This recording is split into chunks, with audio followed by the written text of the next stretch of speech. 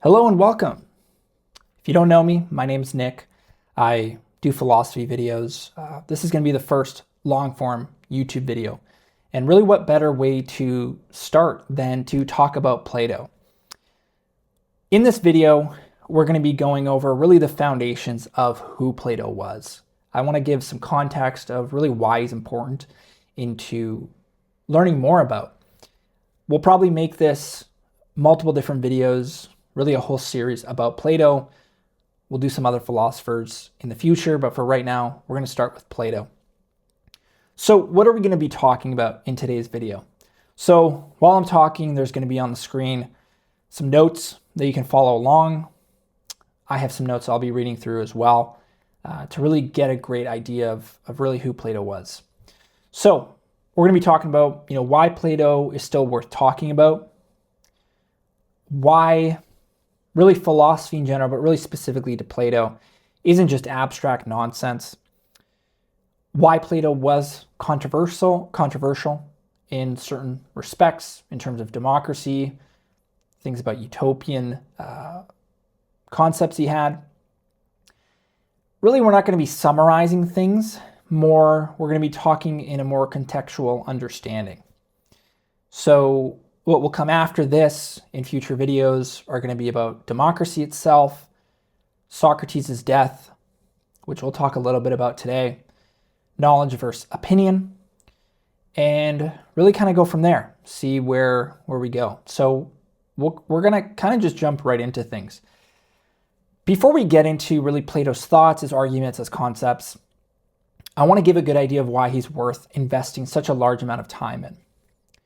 Plato obviously is of great historical significance, but he's also a philosopher, but also a human being whose questions he brought up have really remained relevant today. All of the political, educational, ethical debates we're still having today.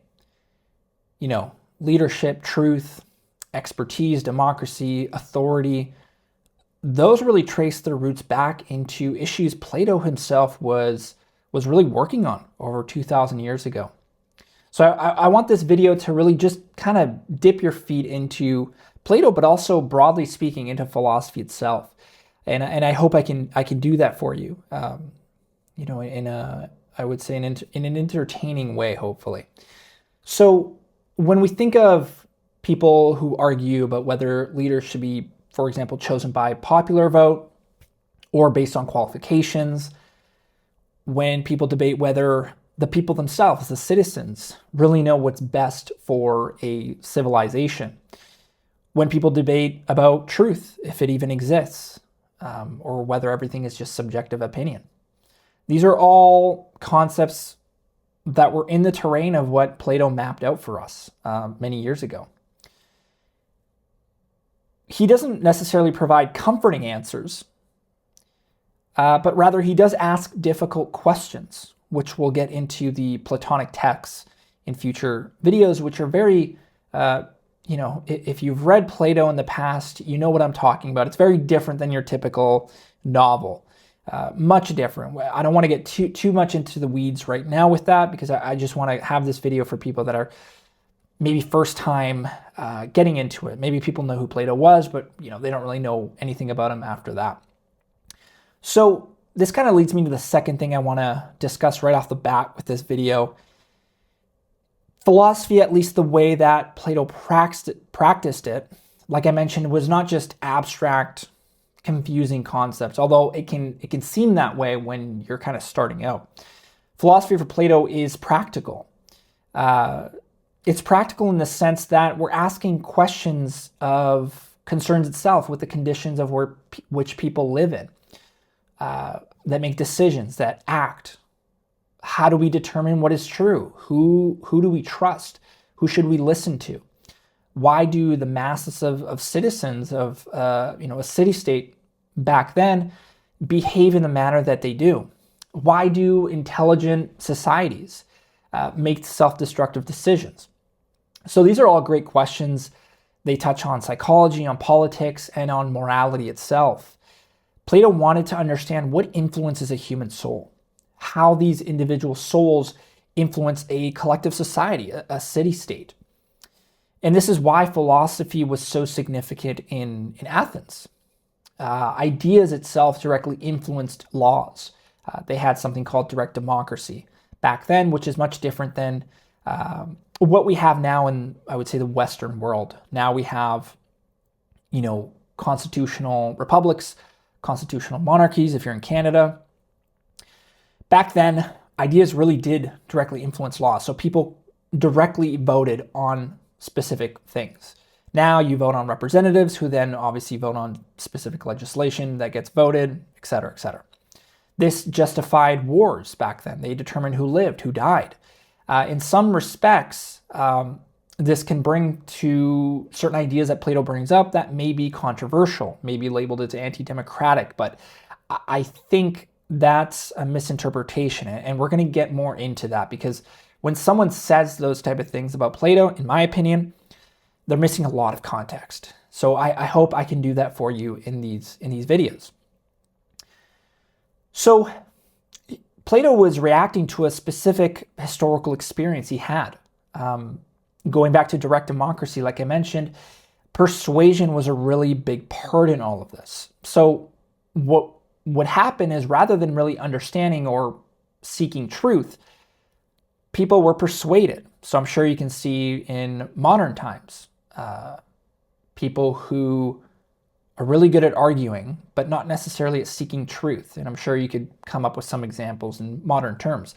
This was called rhetoric, which is a key point to kind of mark down for now that we'll come back to later on. So public opinion could shift dramatically based on rhetoric, like I said, fear, ambition. Plato witnessed the execution of his teacher Socrates, and this was very integral to Plato.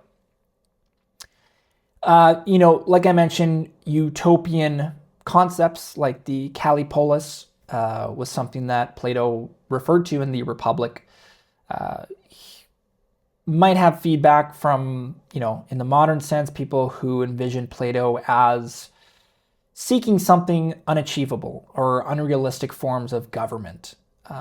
But really, he was conducting thought experiments. He was asking the questions of what would occur if we structured a society upon knowledge rather than just simply, like I said, the popular vote. Upon, seeking educating citizens rather than training them on how to just persuade others. Upon virtue, which back then virtue meant more excellence, which we'll get into later on, rather than domination or power.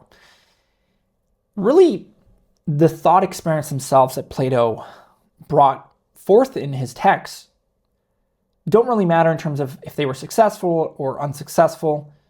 It's not as relevant. The important question is to ask ourselves what actually makes a person qualified to govern. And this is where I think Plato is often misinterpreted. Many people, may leap into conclusions regarding what Plato believed without, again, understanding what was the problem that he was trying to solve. If we don't know that, it's very hard to kind of reverse engineer his concepts. So this video is not intended, like I said, to summarize his ideas. I don't want to rush through concepts. This video alone won't really even touch on a lot of his concepts. It's more so, again, like I said, giving kind of a grounding of what was going on during that time. To understand the pressures and really the answers that he was trying to seek, or rather questions he had to seek answers for. So, the first theme we have is democracy. So that's really one of the big points of what we'll be talking about in this series. So democracy in the sense of it being a fragile social structure, really dependent on the quality of its citizens. The second theme is the death of Socrates. So an event that compels Plato to really consider the limitations of public judgment, of moral authority. And then the third theme is the distinction between knowledge and opinion. So between understanding of something and just kind of knowing something. So all three of these kind of weave together throughout Plato's writings. But the purpose for us is to kind of slow down and kind of understand where this is all unfolding. And to really accomplish this properly, we got to begin in the beginning. In Athens, in a democracy, at a moment where ideas carried real consequences, like I mentioned. So that's really where we'll kind of go next. So what we're going to talk about here, I know I kind of gave a bit of an overview here, but we're going to kind of shift gears and talk about Plato as a human being, as a person. So, before Plato became a philosopher, before the dialogues, before the Republic, Plato was born in Athens around 427 BC. Maybe a few years earlier, maybe a few years later. We don't really know for sure, and he dies around 328 BC. It's important to know the time when he was born because it spans one of the most turbulent periods in Athenian history. He's born into a city that is powerful, it's confident, culturally dominant, but he grows old, watching it fracture, panic, and lose grip on itself. Athens, later on in his life, becomes a shell of its former great glory. When Plato is born, like I said, Athens is near the height of its power. It's wealthy, it's confident, it sees itself as exceptional. This is the Athens that, had just defeated the Persian Empire, an empire at the time that was so vast and, barely believable by ancient standards. The Persian Empire was massive, and this video won't really go into the history of it, although maybe in the future we can talk about it. But when Athens defeats Persia, Athens doesn't just survive the conflict, it comes out prestigious. So Athens becomes really the cultural center of the Greek world. Art, drama, architecture, philosophy, all of it really flourishes here. This is Athens that builds the Pantheon. The Athens that produces Sophocles, Euripides, Athens where public debate is constant. It's encouraged. It's a city that believes deeply in itself. But unfortunately, the confidence wouldn't last. So Plato grows up during the Peloponnesian War. So this is a long, brutal conflict between Athens and Sparta. Plato lived through the entire Peloponnesian War, which is generally considered a single decade-long conflict. Contains two main phases. War lasted approximately from 431 BCE to 404 BCE. Plato was born near the beginning of the war and reached adulthood around the time of Athens' final defeat of Sparta. This war in its entirety doesn't drain Athens just militarily, obviously with its losses, but it also exhausts it psychologically. Resources start disappearing. There's a lot of plagues that happen. People die in massive numbers. Pericles, which was a Greek statesman in Athens, died during the Peloponnesian War during the Athenian plague. There's food shortages. Trust gets kind of eroded from people. It's citizens, political factions. Fear becomes normal.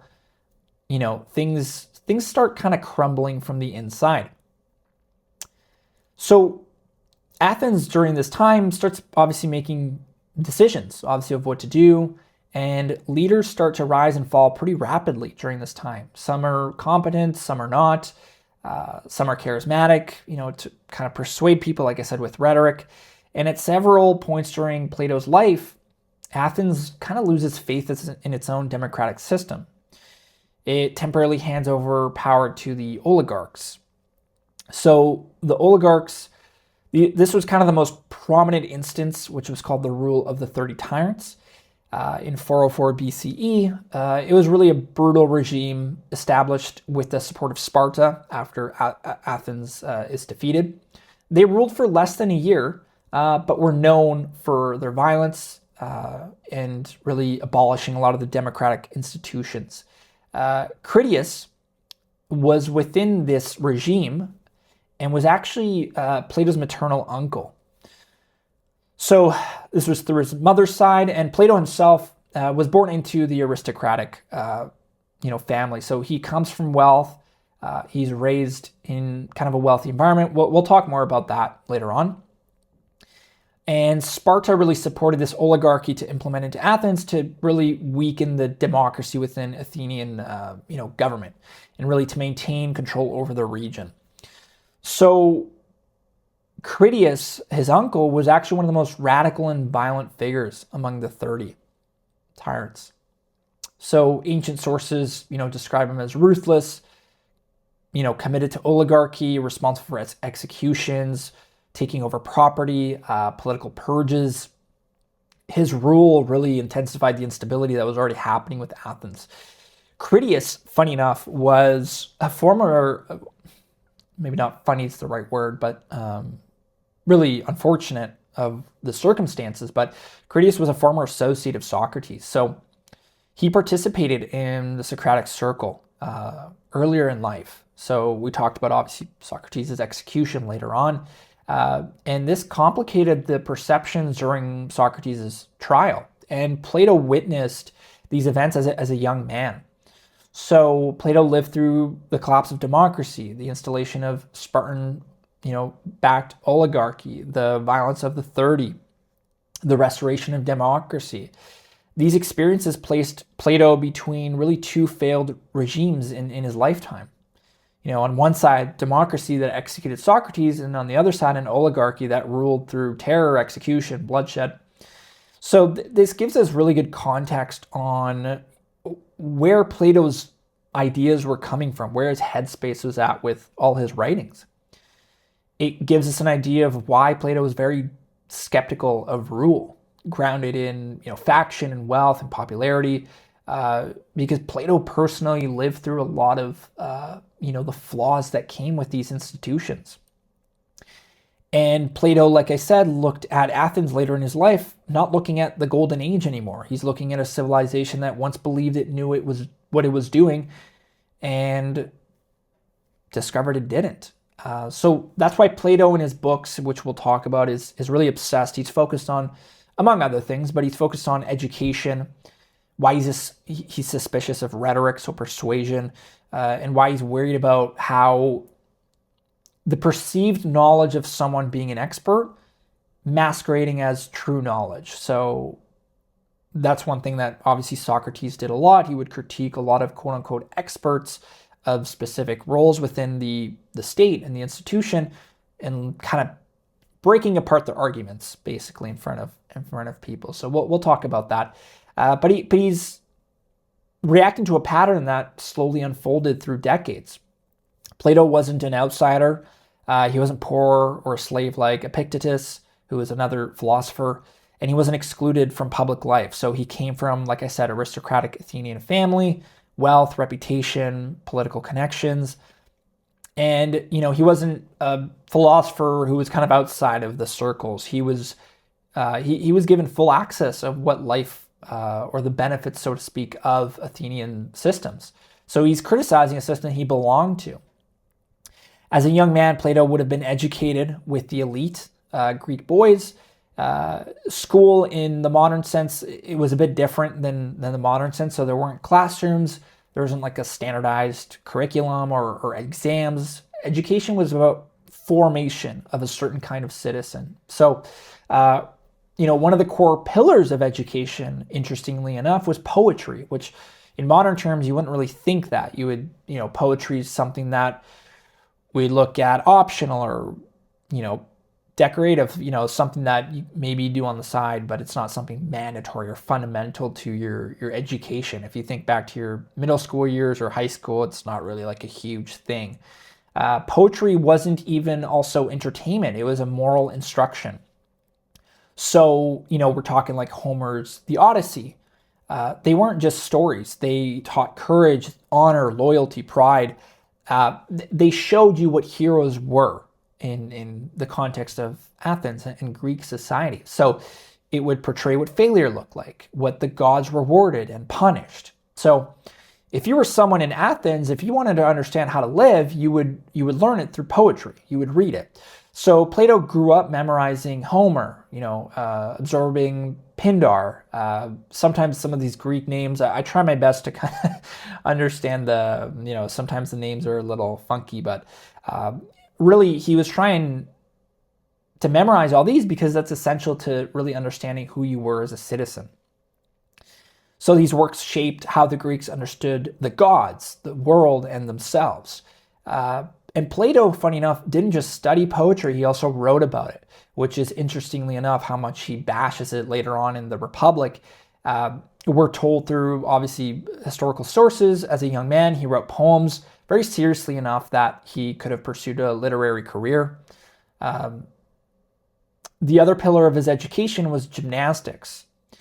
Now, gymnastics, again, in modern terms, mean a bit different than before. And even back then, it wasn't just exercise, so to speak. Gymnastics was about discipline. It was about control. It was about endurance, about harmony between the body and the character. So the Greeks didn't separate physical and moral excellence the way we tend to do.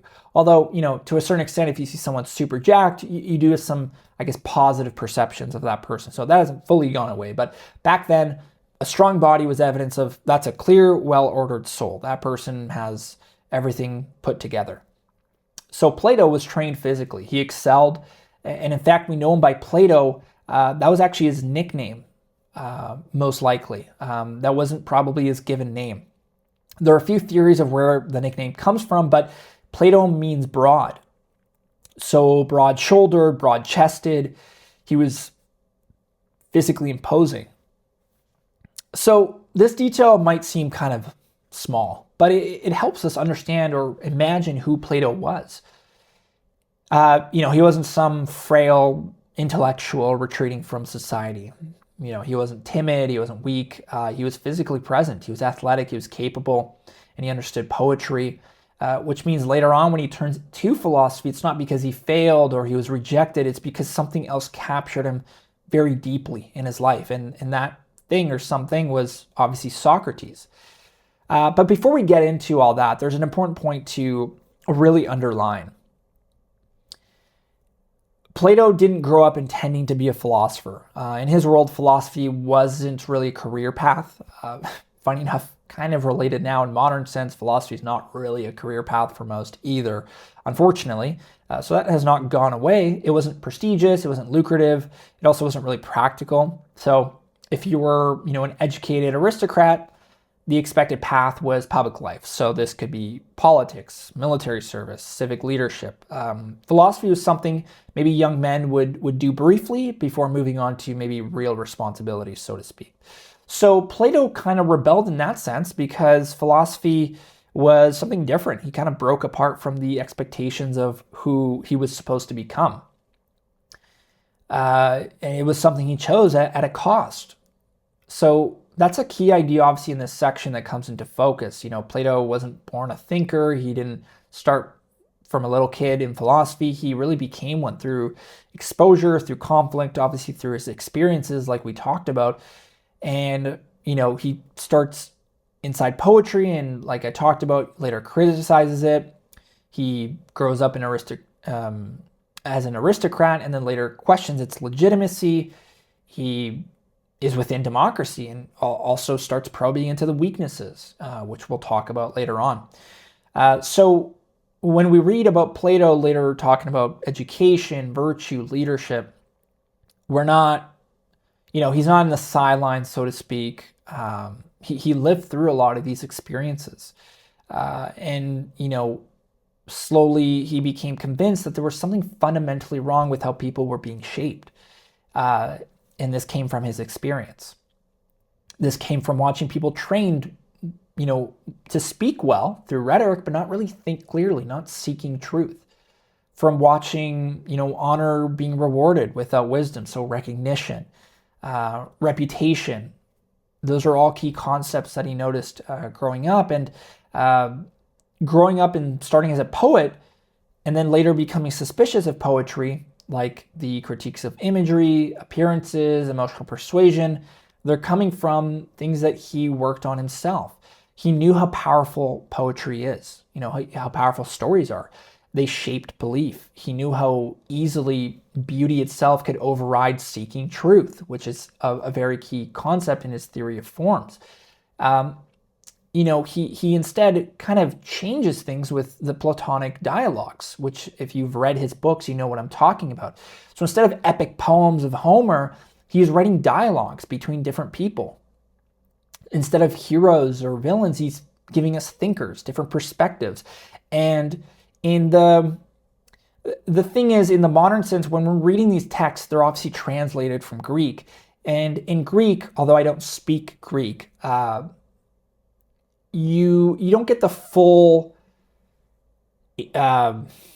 natural conversations of one another. When it's kind of translated, it feels a bit dry, maybe a little too academic, the certain wording. But in the Greek dialogues, they were much more natural. It felt much more like a genuine conversation or argument that people would have back then, and even now. So that's something to keep in mind as well. We do lose some kind of that substance, or I guess that's probably the best way, the substance of those conversations, because of the translations. But obviously, even then, we are thankful for still having the Platonic text. So with all that, Plato, like I said, begins his life as a fully formed product of Athenian elite culture, poetry, athletics, status. He has expectations within himself and from others. And that's really where things take a turning point and really go from there. So we'll probably go a bit through the Socrates in terms of the turning point. I do want to be mindful of time because we do want to have quite a few different videos we'll be going through. In terms of what we'll kind of talk about here is kind of what is to come. I think Socrates itself is a video on its own that we'll be talking about, but I think for today, kind of the first video, we'll kind of stop there. So what's to come in terms of really the turning point, which is Socrates. So who Socrates was, what he actually did. So we talked a little bit about that, why people followed him, why was he so influential, and why did powerful people hate him? We'll talk about the charges. He corrupted the youth. He didn't believe in the gods, trial and execution, and why that really shatters Plato's worldview. So that is what's to come. For right now, I think we're going to keep it short and leave it there. But I appreciate you watching. Again, like I mentioned, what's to come is Socrates. If you enjoyed this video, if you like the format, leave it in the comments. Remember to like, subscribe, comment, share your feedback. And I'll see you in the next video.